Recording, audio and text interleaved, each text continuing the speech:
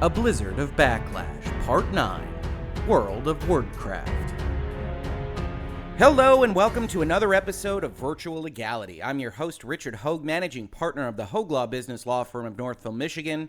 And today we once again return to our Blizzard of Backlash series for Part 9, World of Wordcraft. And this video is primarily going to be reflective upon an article that came out in PC Gamer almost simultaneous to the video that we did over the weekend doing the ConCon in respect of the apology that President of Blizzard Entertainment, J. Allen Brack, gave at the start of those opening ceremonies. But this was an article that was done by author Stephen Messner as part of a phone conversation that he had with Mr. Brack, in which Mr. Brack answered a number of questions related to this whole BlizzCon controversy and how Blizzard has handled it. And the answers to these questions, in my opinion, are somewhat contradictory, both to themselves and also to the previous statements that Blizzard had made, either in the apology to the opening ceremonies or that original statement, that Friday night press release dump that they did on Friday night of October 12th. And so I want to go over some of these things with you, and I really want to talk about what Blizzard's doing here, because as I think you've probably heard me say as part of this series, there are portions of what Blizzard is doing that I am sympathetic to. I think Blizzard does have the authority to control what goes into its direct broadcasts completely. I think that that's an important thing for a company to want to devote resources to have these broadcasts, to have these tournaments, to have this kind of public-facing image, to be able to say what's okay and what's not okay. And that's not really that unusual. I think you get that from basically every company that has any kind of forward-facing public relations arm. What is unusual here is that they appear to have been taken off guard. They appear to be using these rules that are hugely broad. And by having these hugely broad rules out there, they are trying to claim, both in their apology and in this article that we're about to read, the fact that they are only going to use it for good. They're only going to use it in this very specific way. But the rule affords them all this additional authority. And so what we have is what you may have heard me refer to in the last video as a chilling effect, which is a legal term, which primarily means you can have a rule, you can have a law, you can have a statute that you assert in a specific way that might be okay, but the end result of actually having it on the books, even if you promise not to use it the way that it could be used to do something unconstitutional, for instance, the way that you have it on the books prevents people from even walking up to the line because they know that they could get killed by you if you decide to do that on that day. And that's really what's happening here. That's what I object to, much more than Blizzard simply saying we want to control the content of our actual messages. And they're trying to have their cake and eat it too. And I want to talk about how that's happening because I do think it's interesting. And I do think we should hold their feet to the fire on things like this because there are corrections that can be made. We'll see at the end of this video, but one of the things that I will say is, okay, if this is your stance, I don't necessarily love it completely, but it's an acceptable stance. It's within the bounds of normalcy. You need to change your rules. You need to change your rules to reflect exactly what you are saying here, because right now your rules are far, far, far too broad. And we're going to see an example of how they are far too broad from something that happened actually even before the October 12th statement came out, but which is reflective of a kind of chilling effect for all the people in the universe of Blizzard personalities. So let's take a look at this article because I think this really was very enlightening and I thank PC Gamer for it. Blizzard president clarifies decision to ban Hearthstone player and 2 casters over Hong Kong controversy. BlizzCon 2019 opened on a somber note yesterday with the whole apology thing, and they said despite that stated comment, Brack did not address Blizzard's decision to ban Ing Wei and the 2 Taiwanese casters. After the first day of BlizzCon came to a close, PC Gamer was contacted by one of those casters who wanted to express their frustration at Blizzard's apparent decision to uphold the ban against him. Expressing myself is exactly what I did during casting, said Virtual, who prefers to not use his real name. So why is Blizzard still banning me for 6 months? Brack was willing to address that question directly in a phone interview with me this afternoon. PC Gamer's question: I wanted to revisit the statement you made at the beginning of the opening ceremony yesterday. You said, Blizzard is committed to everyone's right to express themselves in all kinds of ways and all kinds of places, and you made a commitment to do better going forward, and that your actions are going to matter more than words do. We covered all of that in the video this weekend. Are you going to be repealing the punishment against BlizzCon and the 2 Taiwanese casters involved in this incident? J. Allen Brack, Blizzard president, we are not. Why? So, one of the things that we talked about in the commitment to expression about all kinds of ways and all kinds of places is the fact that we are huge believers in free speech and we are huge believers in free expression. We have a long history of that being part of the culture of the company for employees. That's certainly part of the culture of the relationship that we have with the community. And so, employees are free to post on their social media accounts. If you think about the people that we have that are esports athletes, are Grandmasters like BlizzCon, or anyone who is participating in esports, they are free to say and do whatever they want on their social channels. I feel like we have a far more open set of guidelines and policies than really any other traditional sport that takes a view around making sure that all of the people stay on message. And so that's how we think about free expression and how we've contextualized it. Okay, that is a perfectly reasonable, well thought out kind of concepting for what you want the contours of your powers to be, Blizzard.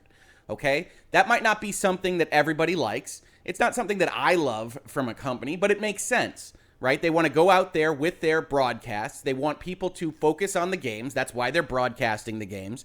However, we are not going to try to stay above you as Big Brother and monitor your social media channels, and we don't care what is said on your social media accounts. But I think it's worthwhile now. We've gone a number of videos without going back to it directly to actually look at the rule that they used against BlizzCon. So I've pulled up now the current updated version of the Grandmasters rules. This is from Section 6, Player Conduct and Prize Deductions. We see here the list of things that Blizzard can use to penalize a Grandmaster. It says Grandmasters players will be held to the highest standards of personal integrity and good sportsmanship. Grandmasters players are bound by the standards of player conduct outlined in Section 6 of the Handbook and the rule infractions and penalties outlined in Section 7 of the Handbook, as well as these. Those are incorporated into this rule set by reference. In addition to the foregoing, the following conduct will reduce Grandmaster player prize totals by the following amounts. All prize deductions will be decided in Blizzard's sole discretion and are final and binding once communicated to the player receiving the deduction. So we've got violations of sportsmanship in B, violation of streaming blackout periods in C, sharing a BattleNet account in D, players found to be engaged in account boosting in E, violation of the in-game disruption or harassment standards in F, a Grandmaster player will be found to be in violation of the handbook for failure to submit a deck list in G, failure to check in on time in H, player who fails to utilize any travel or lodging benefit paid for and booked by Blizzard will have the actual cost of the unutilized travel or lodging benefit deducted in I. So if you don't use the stuff we paid for, you get that deducted from you. A Grandmasters player who damages or otherwise harms any lodging accommodations. If you're having a big Hearthstone party and the lamps come down in your hotel room, you get that deducted in J. Failure to follow specific tournament instructions in K. And this goes on and on and on until we get to O, which is what they actually penalize BlizzCon under. Engaging in any act that in Blizzard's sole discretion brings you into public disrepute, offends a portion or group of the public, or otherwise damages Blizzard's image will result in removal from Grandmasters and reduction of the player's prize total to $0, in addition to other remedies which may be provided for under the handbook and Blizzard's website terms. You say, Rick, well, everything else kind of relates to the tournament, although it doesn't exactly, right? We've got things about lodgings. We've got if you break the hotel room, we can take money away from you. And if you look immediately above O, you have something that completely doesn't relate to the tournament at all. Being charged or convicted of committing a criminal offense by a state, local, or national government will result in removal and reduction in US dollars to $0, etc. So this is designed to cover the entire universe of things. And that makes sense from a lawyer's perspective. A lawyer writes something like, oh, to say, hey, you don't know what somebody's going to say on social media. You don't know whether they're going to be in some tabloid article doing something that's really going to look bad when they say Blizzard Grandmasters champion next to their name. So you want to have a blanket right to do these various things. Of course, that blanket right means that it attaches to social media accounts, right? If something happened on your social media account that was just beyond the pale, in Blizzard's sole discretion, they can do all these things to you. And so what Blizzard needs to do right now is they need to change this rule. They can maybe keep it as long as there's an exception for, we are not actually going to penalize you for political statements made in other venues including on social media, in your writings, on your blog posts, what have you, that those won't qualify for something that we determine to bring you into public disrepute or offend a portion of the public. Because I'll tell you right now, any single political statement you make on Twitter, Facebook, on your blog post, in a news interview, anywhere, is going to offend a portion of the public. All right, I've been on Twitter for a couple years now. I'm sure there's any number of statements that I have made that have offended someone somewhere or a portion of the public. And that, if I'm a lawyer, I'm looking at a portion of the public, meaning 2 or more people, right? I think that any statement could do that. And that's what we talk about when we talk about chilling effect, is that they use this blanket rule. They say that they won't. And that's all well and good. And certainly people should hold them to that in the immediate aftermath of this apology and this statement to PC Gamer and this whole Blitzchung incident. They say that they won't, but that doesn't get you anywhere when we're talking about contract terms. This is something that I mentioned in part 3 of this series, but waiving a contract term, one party saying, okay, we're not going to apply the full breadth of our powers and authority to hurt you under our contract because we don't want to in this instance, that waiver doesn't count for the next time. And since it doesn't count for the next time, the effect of it in real life is for people to not want to walk up to the line, to not put on their social media accounts free Hong Kong, or even I think Blizzard Activision is doing the wrong thing, or that they should be ashamed of their apology at the start of their opening ceremonies, or whatever you might otherwise say. That if you bring the Blizzard name into public disrepute, if you offend a portion of the public, then Blizzard can determine the next day to take all your money away, initiate a suspension or a ban, and treat you like Blitzchung. So all of this stuff here is a perfectly reasonable philosophy that Mr. Brack espouses. It is not the philosophy that is contained in their current rules. Continuing with his answer, we want the official broadcasts, which are a smaller percentage of the overall content that gets created, to be about the games. And we want those to be focused on the games. Again, it's not about the content of Blitzchung's message. It's about the fact that it was not around the games. If we hadn't taken action, if we hadn't done something, you can imagine the trail that would be in our future around doing interviews. Okay, I, again, think that is an acceptable philosophy to espouse. We don't want to have to mess with free Hong Kong or one China or any number of other things in our official broadcasts. There are a couple things I would say about that. First, absolutely, change the rule. Make clear that we are not going to chill these statements outside of our official broadcasts. Make it obvious that when we are talking about these kinds of things, political statements, statements that are away from the game, that we are talking solely about official broadcasts. That needs to be changed in the current rules and certainly in next year's rules. The other part of it is, if I'm Blizzard, I would probably be more wary of kind of walking up or even crossing that line myself. I would perhaps not have official broadcasts be a place where we talk about political anything, whether it's from the president or from the CEO of Activision Blizzard, whoever it might be, that you really should stop and think about the kind of setup that you're maintaining in your broadcasts, because other people are going to be inclined to follow your lead. And so when we talk about rainbow pins, when we talk about other political initiatives that Blizzard might otherwise espouse in very official contexts, like the opening statement of BlizzCon, I think if I'm Blizzard, one of the things I'm saying is, okay, we need to be more cognizant of that, because if the official broadcasts are going to be focused solely on the games, we need to focus them solely on the games. And then, yes, outside of official broadcasts, let's absolutely espouse whatever it is that we want to espouse. But when we're talking about the games specifically, let's talk about the games. And we can set an example. We can be the leaders out in front of only talking about the games, because that's all we ultimately want to do. Because you are right. And again, this is where I'm sympathetic. If you just allow the statements to go and not do anything, then you are going to have people making statements more and more often in your interviews. Now, I think personally your handbook required a warning here if there hadn't otherwise been an incident with Blitzchung or with these casters, but that's not up to me. And so you do have ultimate discretion in the rules that you've currently set out, and I would correct those rules, but this philosophy isn't necessarily problematic as much as the current universe of rules that you have set out for people to follow. So, continuing with PC Gamer's question, so Blizzard's perspective is that, of course, you want players to express themselves, except for when it's taking place through official channels. That's right. Is it fair to say that if Blitzchung had said any political message, it would have incurred the same punishment? It wasn't that he was specifically calling for Hong Kong's freedom, it was that he was saying anything political. That's correct. The content was not the problem. It was the fact that it was not about the game in question. It was something very specifically different. I think, and I don't want to speculate around if he had said this, that, or the other, and how it would have gone. I think that's a difficult thing to think about, but it's not about the content of the message. Now, you could see some equivocation here, right? And one of the things that really jumped out in the October 12th statement was the fact that the content wasn't supposed to matter. This is supposedly the exact same person answering this question here immediately after the opening ceremonies of BlizzCon and answering this question here on the October 12th statement regarding last weekend's Hearthstone Grandmasters tournament. We scroll down, and we see here, we have these rules to keep the focus on the game and on the tournament to the benefit of a global audience, and that was the only consideration in the actions we took. If this had been the opposing viewpoint, delivered in the same divisive and deliberate way, we would have felt and acted the same. And I think it's worthwhile to note this equivocation because it certainly sounds like Blizzard isn't committed to having acted the same or feeling the same about the opposite end of things. I think, and I don't want to speculate around if he had said this, that, or the other and how it would have gone. I think that's a difficult thing to think about.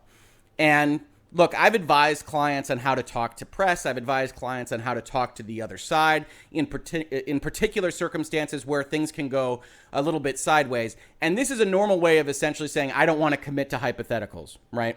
I don't want to comment on hypotheticals because I want to reserve the right to re-examine them in the future. However, that goes in the face of actually commenting on the specific hypothetical from only, 3 weeks ago.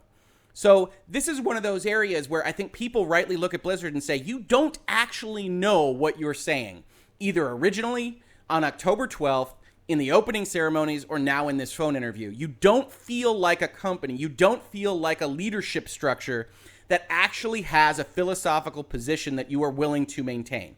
You've kind of arrived over the long haul at this official broadcasts matter, non-official broadcasts don't. We would ask you to change those rules. But this kind of concept of if you had said the opposite thing, that it's only the content that doesn't matter, that if you say anything political, you will be in trouble, and you're not willing to commit to that wholeheartedly in this answer, that gives everybody else pause. And it continues that kind of chilling effect. One thing that I'm curious about, this is the PC Gamer question, that has been downplayed in all of this is the two Taiwanese casters and their role in the incident. Yeah, we haven't talked about that much in the Blizzard of Backlash series. I want to understand their punishment specifically. I've been in contact with one of them, and understandably, they're quite frustrated with how things have played out. They don't feel like they're to blame for what BlizzCon had to say. Are the Asian Pacific casters or any of your esports casters given specific training on how to handle on-air breaches of protocol? I think that we have a long history of long relationships with a lot of different casters. It's clear that the goal is to have the broadcast move forward and be about the games. There's a lot of different interpretations around the Taiwanese casters and whether they were involved with BlizzCon or not, but that's not really something we considered. Before we get into the rest of his answer, there's different interpretations of whether the casters helped along BlizzCon or not, and we don't really care. That's not really something we considered. That's a really interesting statement. You don't care? You don't care if the casters weren't involved at all and BlizzCon went off and did his own thing. You're still willing to penalize them because they didn't tase him? They didn't gag him when he was about to say something? They didn't rope him in? What would you have had them do? Continuing with his answer, what we considered with them was that they are hired by Blizzard to do a job, and in this case, that job is to keep the broadcast focused on what it needs to be focused on, which is the games, the winners, and the stories coming out of there. They were not successful in their job. That's how we made the decision on that. So just so we're clear, Blizzard's stance on the Taiwanese casters is it's your job to control what comes out of the mouths of the people that you are interviewing. And if something bad comes out, we will punish you as if you were the ones that had said this thing that so offended us. Can you imagine if this standard were applied to people like, say, the president of the company? I mean, the president of the company hires the officers below him, which hires the management below that, which ultimately winds up hiring things like Taiwanese casters, which so failed in their job that BlizzCon said this statement that threw Blizzard into a tizzy for a month and a half. Now, if you keep going up and the sins of the father are always your sins, the Taiwanese casters are responsible for BlizzCon. The person that hired the Taiwanese casters is responsible for them. The person that hired that person is responsible for that person, all the way up to the top. As a matter of fact, is there any worse failing of a job than having to open your biggest conference of the year with an apology, quote unquote, to actually try to cover this issue and to admit to your failing? Should you be penalized for 6 months, Mr. Brack? I don't think so. I don't think that's the way you want to run a company. That's not the way anybody wants to run a company. You can't have expected the Taiwanese Casters to just jump across the table and stop BlizzCon from saying what he was going to say. And so if that's not the case, then you really have to look at what this standard is. I'm relatively okay with the opposite of this, that you think that they were involved, that they were trying to encourage him to say something like this, to coax him on, and to say, all right, it's pretty clear from circumstantial evidence that they were involved in this whole thing and they encouraged it, and so we don't trust them, and so they're responsible. To say we didn't really consider whether they were involved, we consider that they had a job to keep it focused on games, and that this person they were interviewing started saying something else, that's wild. That is absolutely wild. That cannot be the answer if you're Blizzard, and that's why we're having this video, is that these answers are so crazy. There's been a suspicion that China and your Chinese business had an influence on the decision and the statement Blizzard made. Can you confirm for me on the record whether NetEase or any of your Chinese partners didn't have any sort of influence on the decision in this incident? Okay, glad you asked that, because I'd love to be very clear. The first thing that I want to talk about is that there is a massive amount of either confusion or non-understanding around what the regulations are in China. Blizzard is not legally allowed to operate or to publish games in China. You must have a partner. That's right. There's a whole bunch of Chinese regulations and laws that require you to essentially have a joint venture or a Chinese company that does most of the ownership, most of the stuff in China, because that's the way the Chinese government likes it. That is the regulation. That is the law. NetEase is our partner over there in China. NetEase is not a government agency. NetEase is a company. They are the publisher. One of the things that has come up around this is the Blizzard Weibo post and the text around that. We are not legally allowed to operate those channels. We are not legally allowed to contribute. That is a NetEase decision. They are the publisher in China. Okay, so we talked about that a little bit earlier in the series, but this was a post that had as part of the statement around this whole BlizzCon penalty that they were going to defend the pride or dignity of China or the land or something along those lines, depending on your translation. And with that, that was one of the areas where people pointed to it and said Blizzard isn't being sincere about what they are saying about content, because they do have this post out there that, regardless of whether it was written by NetEase, was under the Blizzard name from the Chinese account in the Weibo system. And so they are saying that they're not allowed to contribute, they're not allowed to operate it. I have no doubt that that's the case. I have significant doubts that they aren't allowed to have a conversation with NetEase about whether or not they can have a statement like that. We see a little bit further on that he says, we did not authorize it, we did not approve it, we would not have approved it had they asked. It's a little bit unclear whether the actual communications pipeline here is such that NetEase is just allowed to put whatever they want under the Blizzard name on Chinese Weibo. I can't imagine that's the case, but maybe it is. And if it was the case before all this, I can't imagine that it isn't a little bit different now, because this did get them into a lot of hot water. I think it's remained up. I don't think it was ever deleted. So you do have this circumstance where they can't control NetEase, and that's clearly causing them some pain. He then continues, was NetEase in conversation around this issue? They were certainly, as was the Blizzard Taiwan team, as was the Hearthstone leadership team, as was the esports team. Let's stop right there. NetEase, which is established as a Chinese company, which is established as their publishing partner, was in conversation around this issue. This was the group of people that talked about what they were going to do vis-a-vis BlizzCon. And if we go back to the October 12th statement, we have one very specific sentence here. I want to be clear, our relationships in China had no influence on our decision.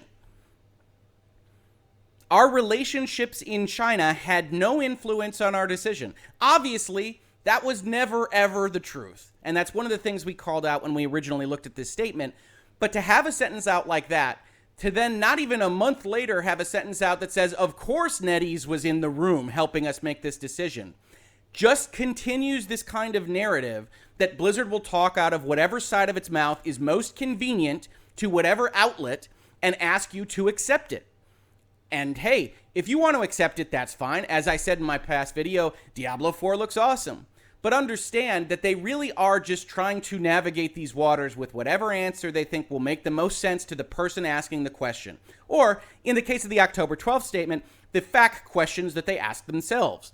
But you get situations like this where they actually admit, hey, NetEase was in the room helping us make this decision. And that, for all intents and purposes, is their relationship in China.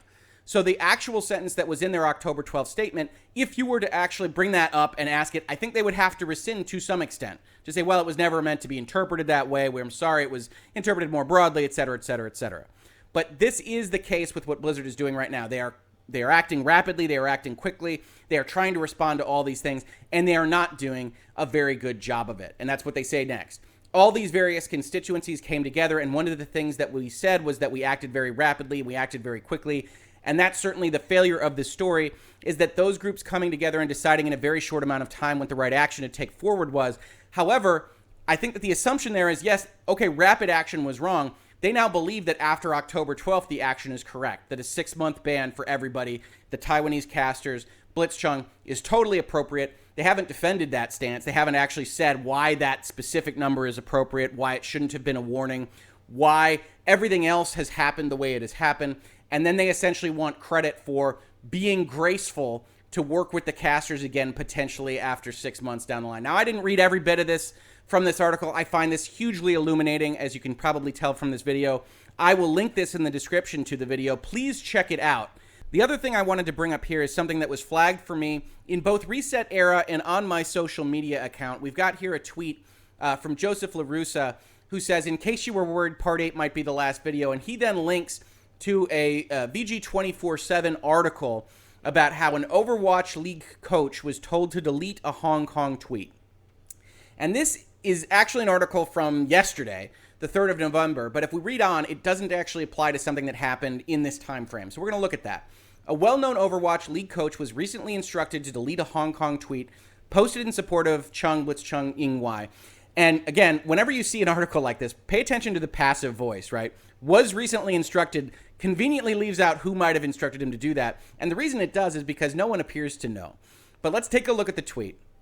While I recognize the right that Blizzard Entertainment has to enforce their rules and standards on competitors such as Blitzchung, I condemn the censorship and severity of consequences brought against an individual who was campaigning for a human rights social movement in favor of Hong Kong, but still saying, hey, Blizzard, yes, gets to control what they can get to control, but we can still call them to the mat for it.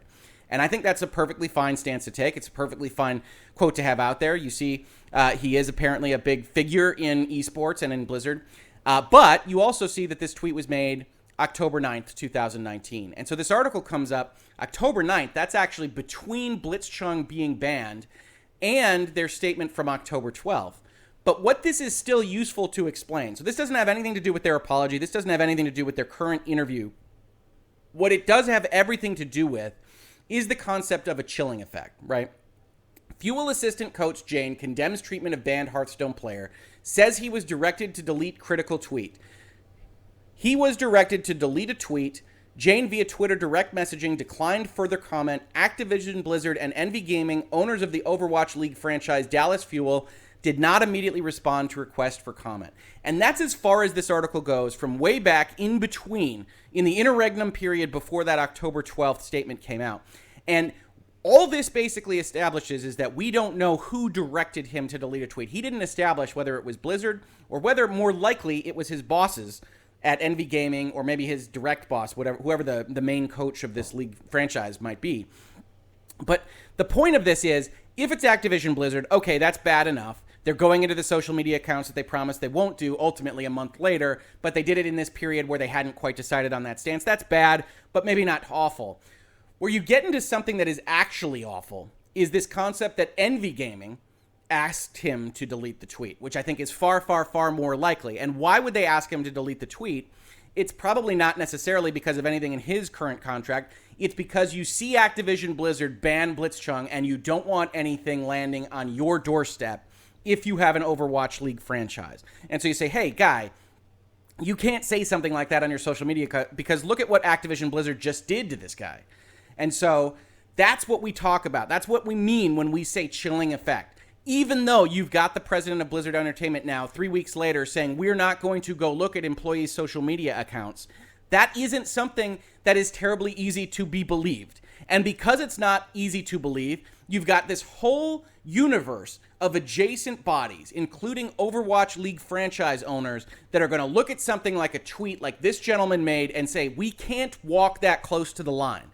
because we've invested this huge amount of money. If Activision Blizzard decides that they wake up on the wrong side of the bed the next day and want to punish us for a tweet like that, we can't afford to lose this investment. Please delete it. We're very sorry, but they can't be trusted with this power, this total authority that they've taken on, and so you can't mess with it. That's the chilling effect. That's what Blizzard has established right now in their behavior and in the breadth of the rules that they have established. And yes, this is a month old, but I did see it going around in response to the apology that was made at the start of the opening ceremony. So I do think it's an interesting story. But it's interesting primarily for me because of how it shows that you don't need to be Activision Blizzard to actually have your entire kind of subsidiary structure start to enforce the breadth of these rules for you, because you aren't clear about how they can be enforced and to the full extent that you don't wish them to be enforced. So at the end of all this, I would call for Blizzard, for JL and Brack, for Activision, for whomever else, to really take a look at their rules. If you want to get in front of this, I think I can defend, hey, we don't want anybody to say anything on our official broadcasts. Okay, that makes total sense to me as a corporate lawyer. But you also shouldn't be kind of diving deep into everybody else's actions everywhere and anywhere. And so while you maybe need an umbrella statement in your rules to some extent, you need to craft an exception for statements made. You need to craft an exception for things that might offend people just as speech. And if you craft that exception, I think you will be in a far better position to actually reflect what you are going out there and telling people is your stance. Because as I say to my clients, as I've said in this series, we are not in the trust me business. That contract provision is way, way, way too broad, and we can't take on faith that you won't enforce it against us when maybe the next president comes around or when you just decide that you don't like me. That's been Virtual Legality for today. If you enjoyed this video, please subscribe to this channel. We're talking about these kinds of things all the time. Otherwise, if you caught this video on YouTube, thank you so much for watching. And if you listen to it in its podcast form, thank you so much for listening. And I will catch you on the very next episode of Virtual Legality. Virtual Legality is a YouTube video series with audio podcast versions presented as commentary and for education and entertainment purposes only. It does not constitute legal advice and does not create an attorney-client relationship. If you have legal questions about the topics discussed, please consult your own legal counsel.